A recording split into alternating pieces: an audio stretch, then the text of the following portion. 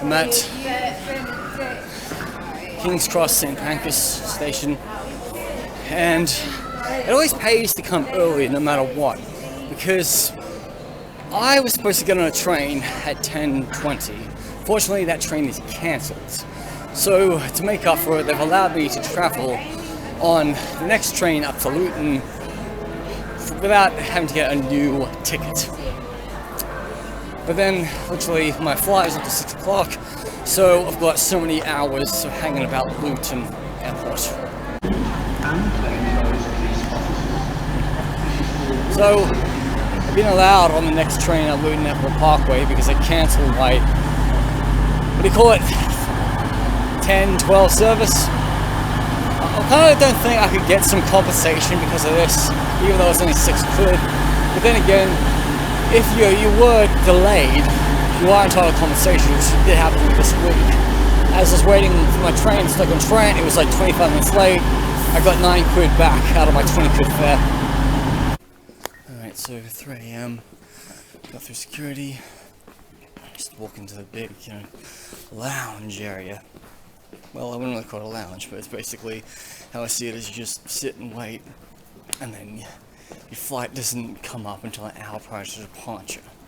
So literally, by the time it comes up, which will tell me it'll be like 5:25, and your departure is at 6:25, you've got like 30 or so minutes to rush to the gate.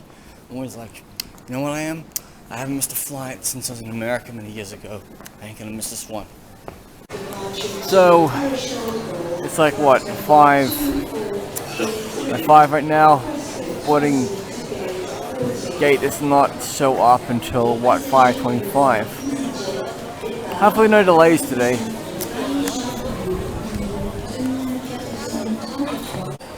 Alright, so let's talk about some destinations that I've been to before.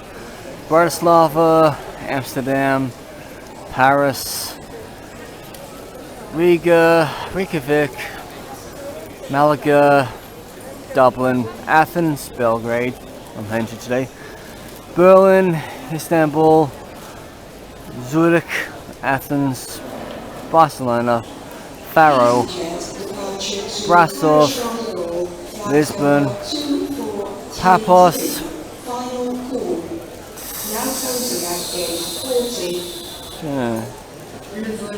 Tirana, Nice, Timisoara, Krakow. Yeah, sorry, I've been to Krakow, yeah.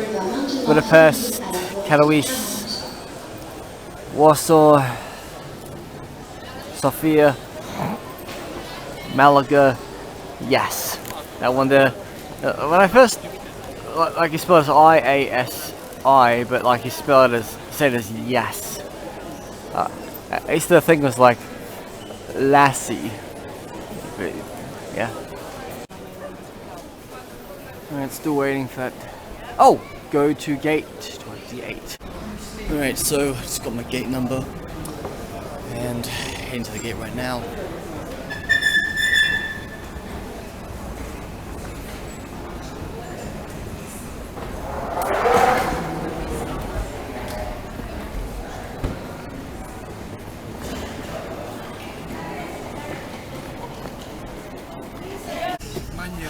The rarity of getting a bus from the door to the plane. It never really happens when I use Luton. Oh well, today it is. Alright, that's the dumbest thing I've ever done. Put all the passengers in a bus, take them to a plane, don't let them. Starts at 10:30, and I'm back in Belgrade in less than 3 years. So how's wonderful is that? Now, if I can clearly remember, there are buses. There are buses that goes to Belgrade city centre from the airport. You just need to find where they are. I know there's like a bus station somewhere where I can just get on.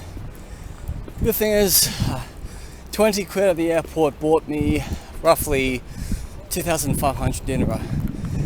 Because maybe he just shortchanged me.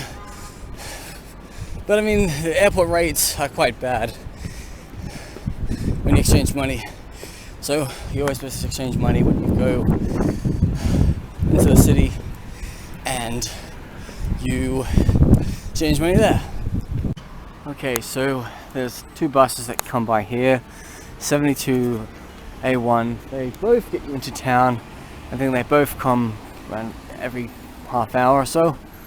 Well, next bus I know is coming at 11 AM, so that's why it was wise to get my Serbian dinar if I get off. So wondering if they'd also take card, card payment. I remember last time I took a bus in Belgrade, I was able to tap on my bank card. So that was quite surprising. Alright, so finally bus is here. This is store. No, I tell you, that's store. 500. So probably under a $5. It should only cost me 150 dinar. Driving past the Serbian Senate.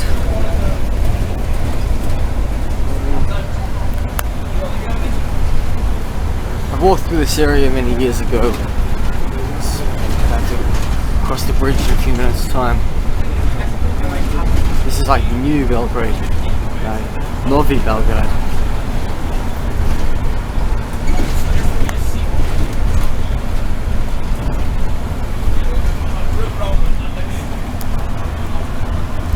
I guess we're in front of Belgrade.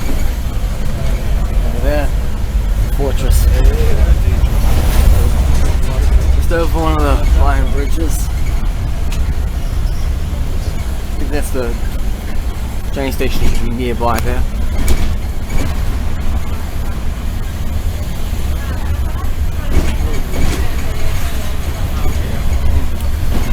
Great to be back. It changed a little bit.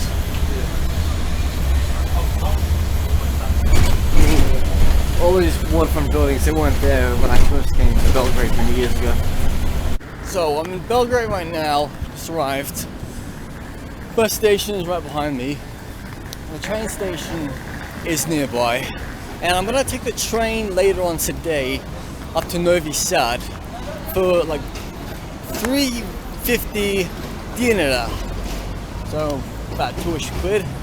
But the crazy thing, alright, is if I go all the way to Novi Sad and then tomorrow I go to Subotica, it's going to cost me more to go to Subotica than it is to go back to Belgrade.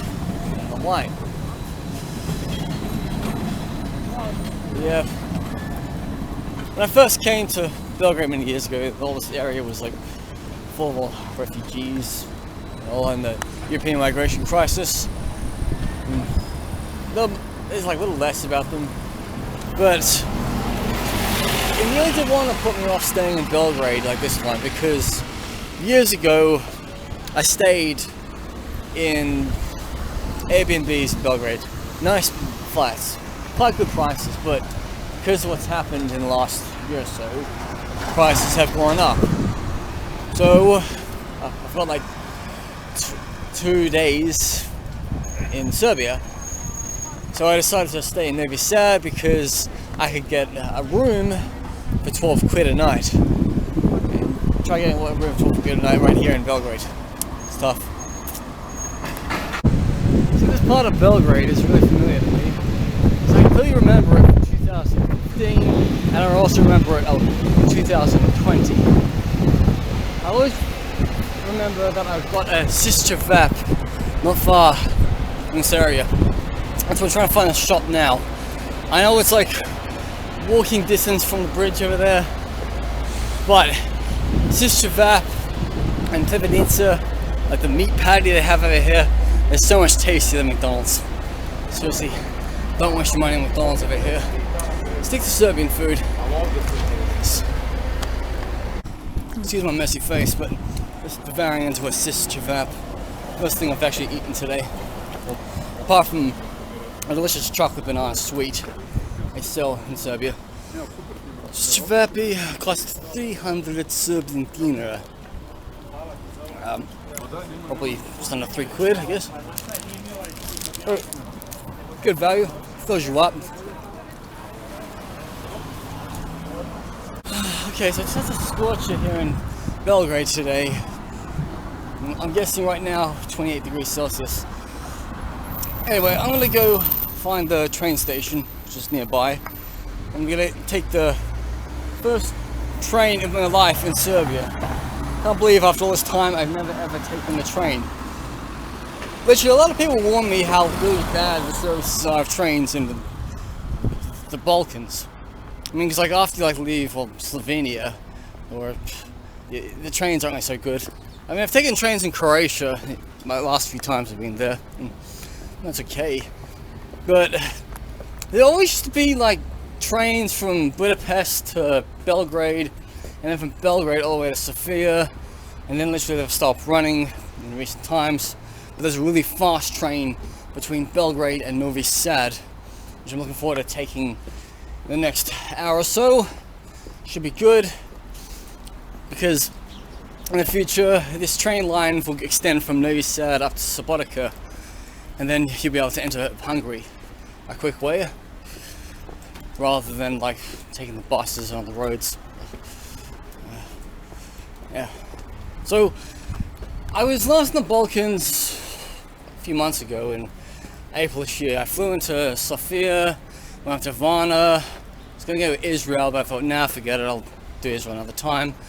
Then I took a train up to Rouge on the border of Romania and actually walked across that big bridge between the two countries. And then I basically I traveled by train to Timisoara, and I really wanted to go back to Serbia, but there was like no buses from Timisoara to Serbia, even though I was so close to Serbia. So I went, let's go to Hungary for the night, and then I went to Croatia for a couple of days. I'm always happy to be back in the Balkans now. Everything's cheap, clean, people speak my language, I speak a little bit of Serbian.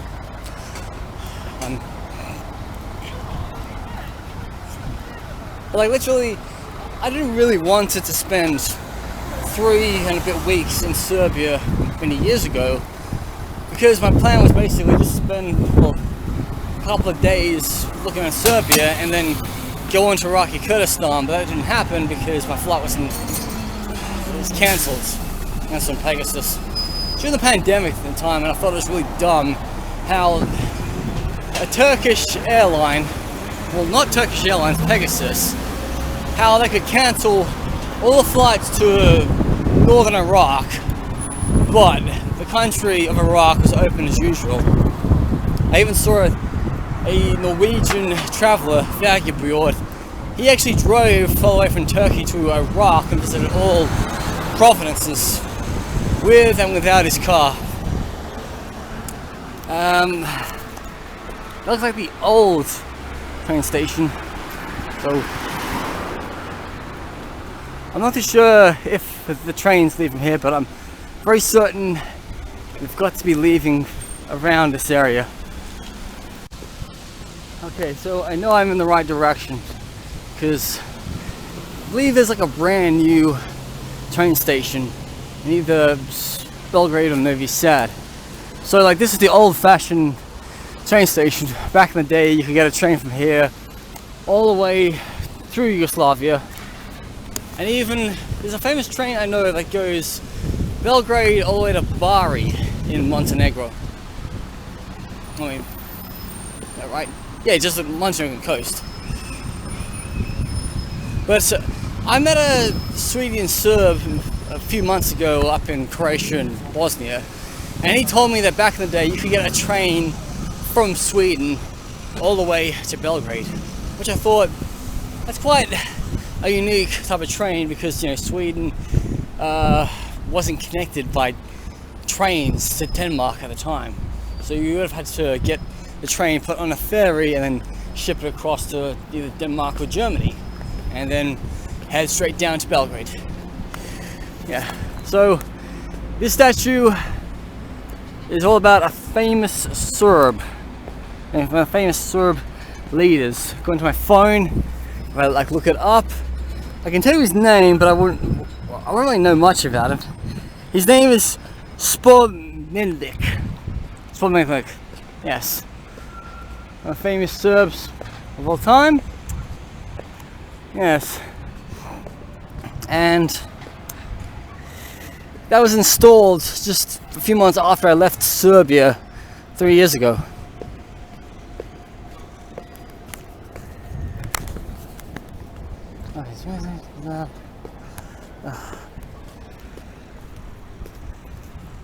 That's the old-fashioned railway station, so no trains actually go from there, which is what I knew about. Like I knew those new trains from Belgrade to Novi Sad. I thought, I'm sure that they can't go from the old Belgrade railway station because it's new technology. So, I mean, it seems like they've built like a new station in Belgrade just for this train to go between the two cities. Now, when you come into Belgrade, you really don't want to stay anywhere near the bus station because most of those hostels, right, they usually have signs at the front saying like, oh, no refugees allowed, which is okay, fair enough. But then there are other hostels who are mostly housing refugees, and I do understand their plight. And literally, most of them don't really want to settle in Serbia. Some of them basically are like, well, getting to Schengen is quite too tough, so let's settle in Serbia. And you know, there has been a small amount of immigration to Serbia, but then again, there are more Serbs in, like, let's just say Croatia. I mean, not Croatia. I mean, like Chicago. Yeah, plenty of Serbs in Chicago. Probably more than the population of Novi Sad, I guess.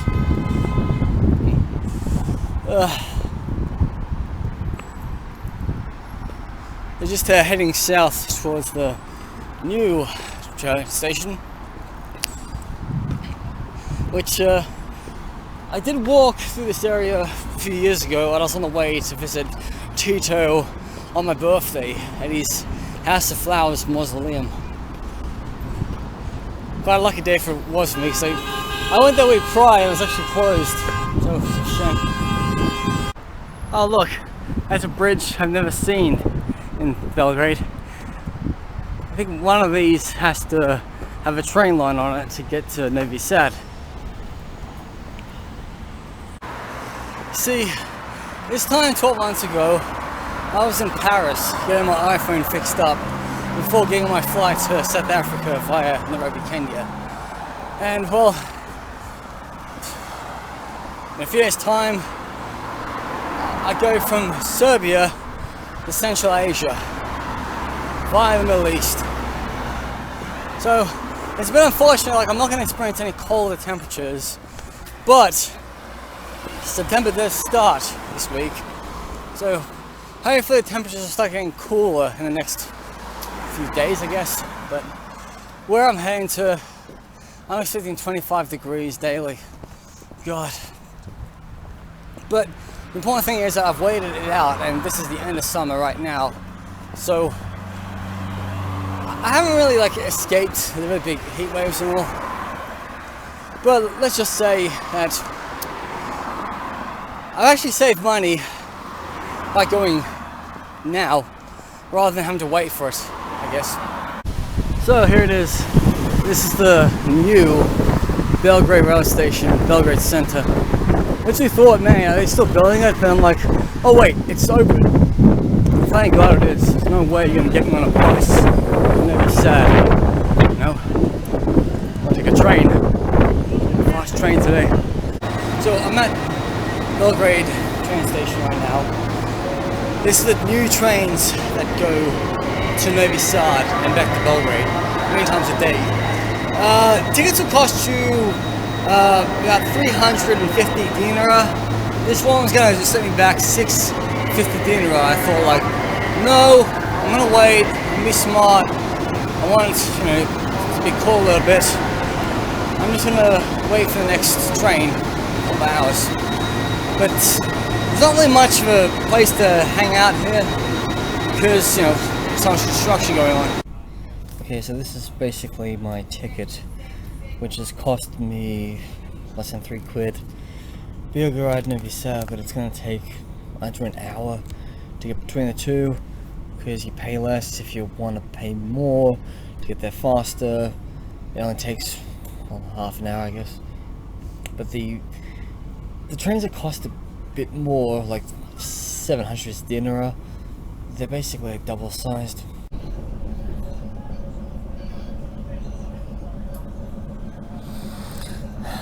Just left Belgrade, so we're going to Novi Belgrade first. Like over there you can see the waterfront. Oh, I think I saw an Australian flag right there. The Australian embassy. Wow, look, Yugoslav era buildings right there, and then look at the modern buildings right there.